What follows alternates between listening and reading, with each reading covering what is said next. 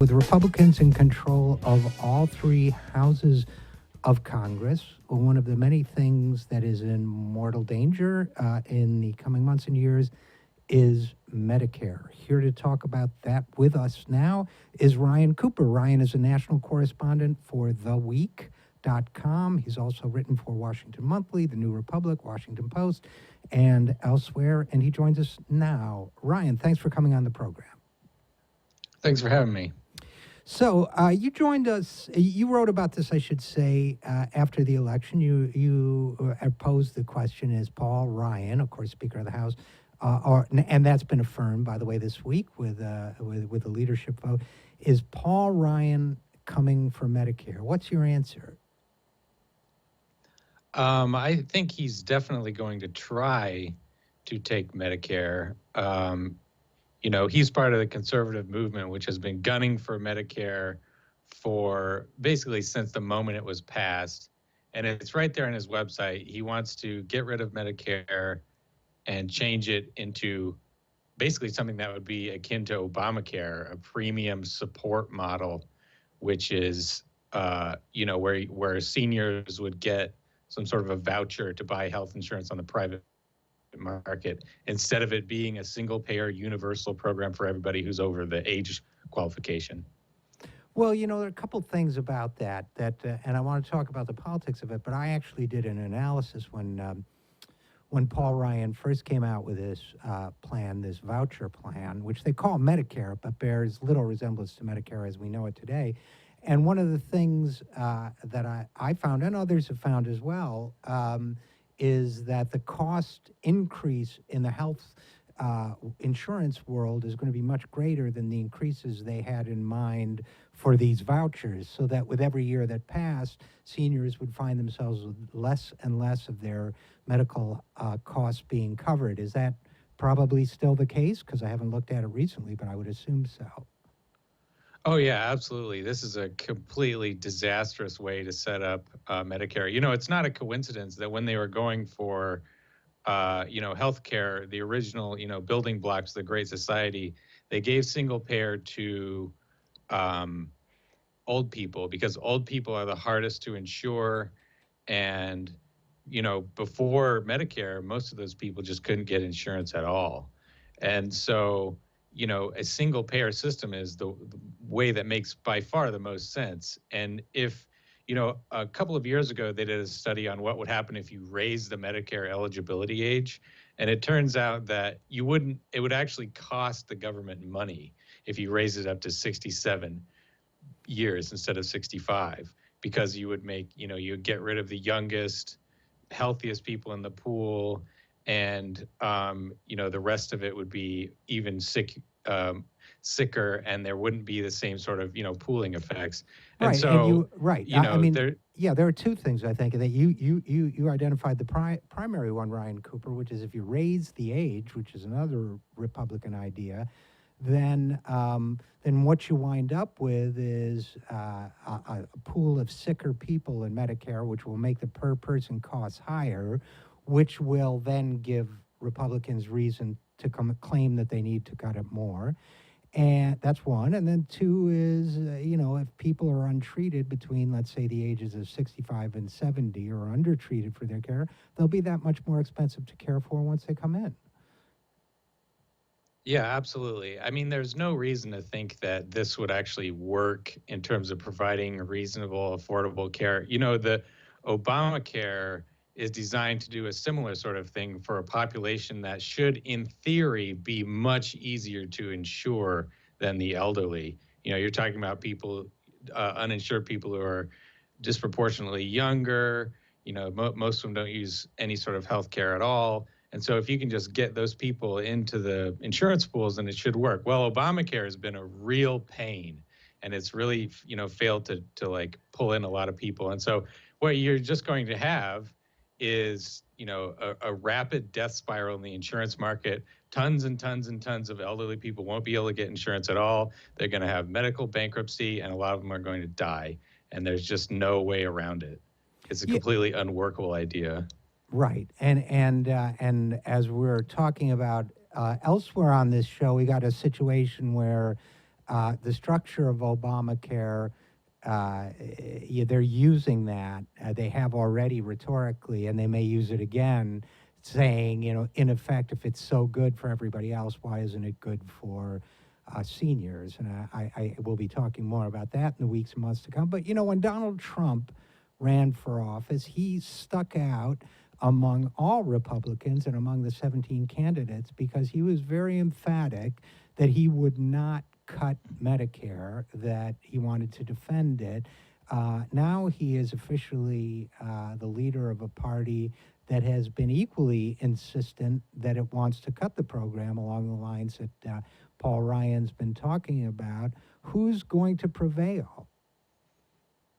Yeah, that's a really good question, and I honestly couldn't tell you either way because that is true about Trump. And the other thing is that, Medicare is very popular.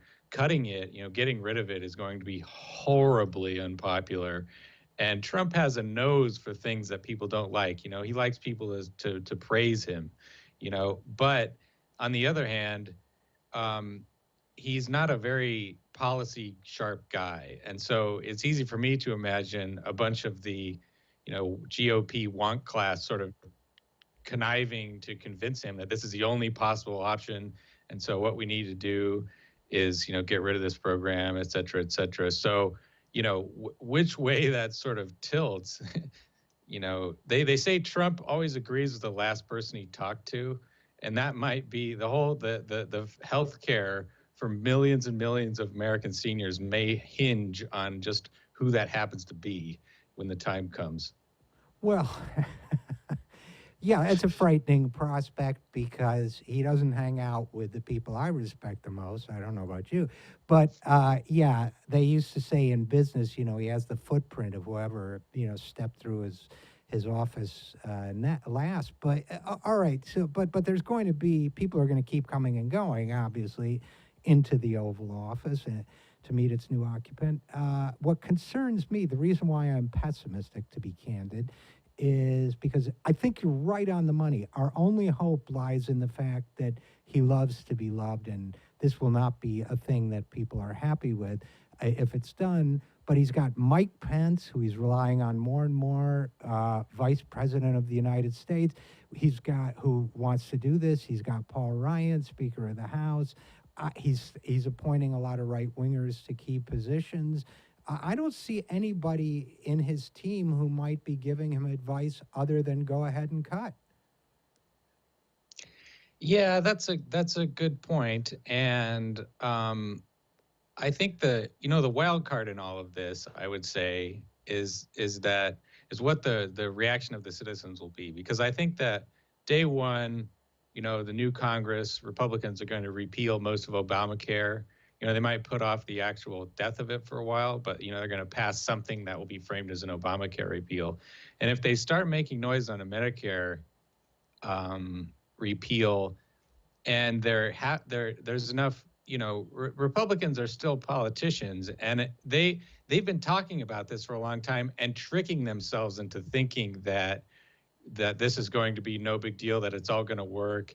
And I think that this is going to be a point where they are faced with the fact that, the Republican Party is not popular, Donald Trump is not popular, and privatizing Medicare might be the absolute least popular thing you could possibly do in American politics.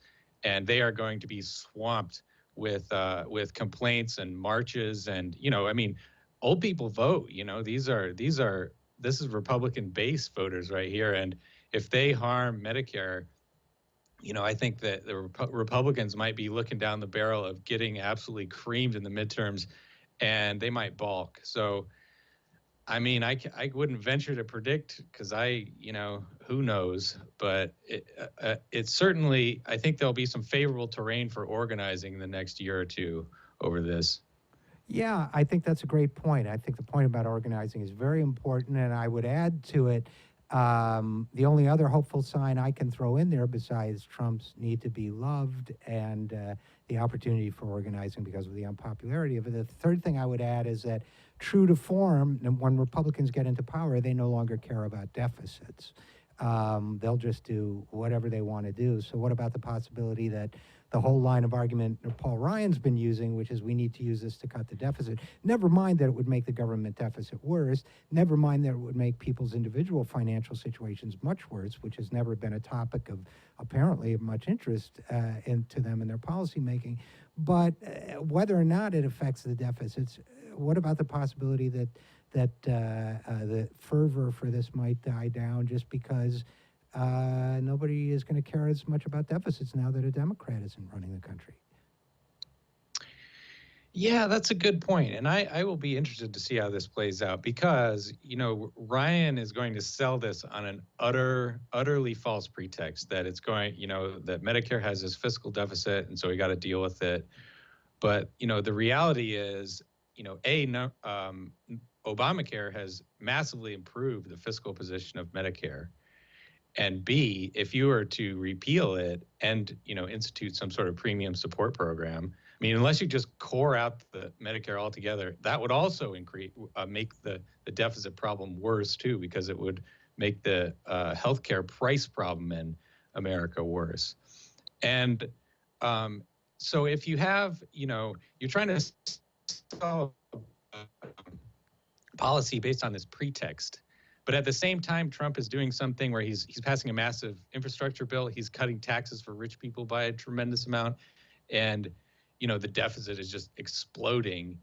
It's hard for people to maintain a pretext like that when they are, with their other hand, doing, being just a massive hypocrite. So I think that does sort of matter. And it'll be tough for Ryan to sell something like this when he's transparently, like, he's passing bills out of the House that are blowing the deficit up by a tremendous amount.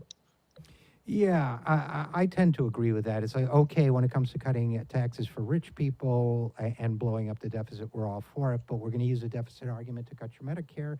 Though I think that what will hinge on it is whether Trump, if he decides to go along with it, will try to sell it as Ryan did, as not really a cut, but just a different, more efficient way of delivering it.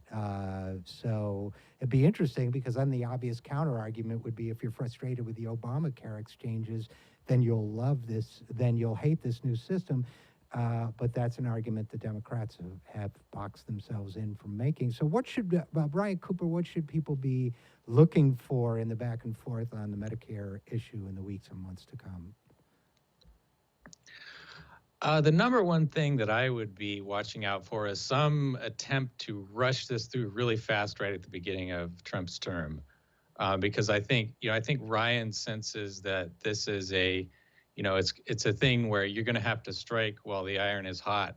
And if you procrastinate for too long, it's just not going to go through, especially because their margin in the Senate is not very big. So they'll need near unanimity and probably to abolish the filibuster too, to be able to get that through. And so, after the inauguration, I would advise people to just, be really wary in those first, that first month or two for some sort of thing to be slammed through without Republicans really being upfront as to what they're actually passing. Okay, well, that's a great point and great reporting. So Ryan Cooper, national correspondent for theweek.com. Thanks for covering this story and thanks for coming on the show. Thanks for having me.